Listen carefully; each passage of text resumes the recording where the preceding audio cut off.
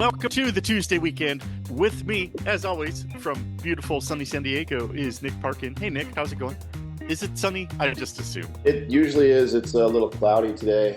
They don't know what the weather is anymore. Last week it rained twice, and it was beautiful and sunny all day, and then downpour at night. And it's like the weather forecast had it just clear all week. So we don't know. So you got like 3 months worth of rain in a couple of afternoons. Pretty much, yeah. It was nice. Yeah, I had a friend back in Utah say they had thunder snow, Thunder snow. where you get the thunder and lightning during the snowstorm that happens. Yeah, that's always a fun one up in the mountains.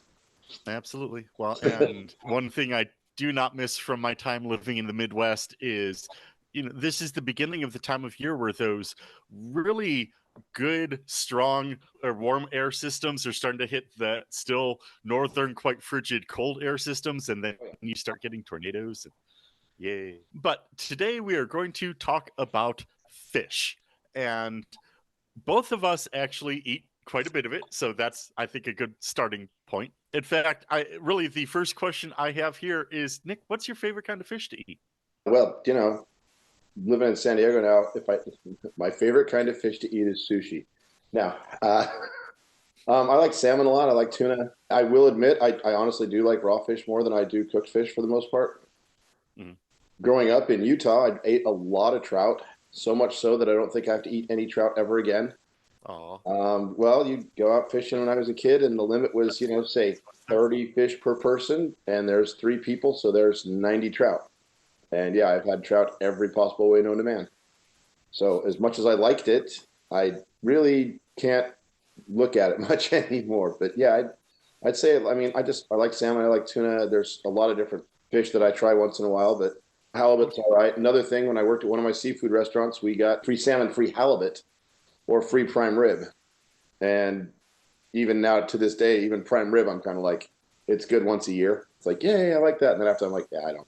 I do personally crave beef about once every 2 or 3 months is about right. I just don't eat a lot of it. In fact, I eat as a red meat more lamb than beef.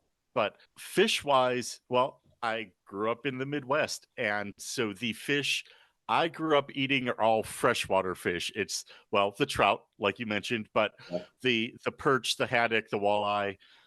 I have a very strong opinion about a fish fry and what should go in there, because it should be, well, ideally for me, it's walleye or haddock, but it should not be cod. To me, cod is gross. I spent a lot of time in the kitchen when I was in New York. One of the restaurants I worked at had a cod cake on the menu, and I spent hours pulling parasites out of those sides of cod because that's just how they grow. And smaller, faster growing fish do not kind of collect the parasites at that scale. Well, that and back in the day when I worked in the oyster bar in Salt Lake City, Utah, you have the big swordfish that you're constantly pulling stuff out of that are just riddled. Honestly, swordfish is something I just never eat because of that. I never eat it either. And again, when I worked at the fish counter preparing those portions of swordfish, yes, you have the knife and the pair of tweezers, because those are the tools you will need. And it's not for bones. No. I bone up, pull the bones out of other fish. Sure. Why not? Yeah, absolutely. But yeah, like you mentioned, halibut, of the saltwater fish, halibut is probably my favorite, though I do eat an awful lot of salmon. And of course, we have to mention Chilean sea bass, which is the polite rebranding of Patagonian toothfish. It's the same thing. It's a delicious fish. It just, all right, sure. The marketing department got to it and was like, why don't we sell this a little bit better than calling it a toothfish? But I also really enjoy monkfish. I've had a couple of restaurants where I've worked in where that's been either a special or a regular menu item, and a little bit more to it to break it down. It's not a simple fillet because there's a lot of connective tissue in there to get to that really delicate buttery flesh. And they would always tell us in the front of the house, tell them it's similar to lobster. It's pretty similar texture-wise. Yeah, texture-wise to lobster. Texture-wise, yes. Yes.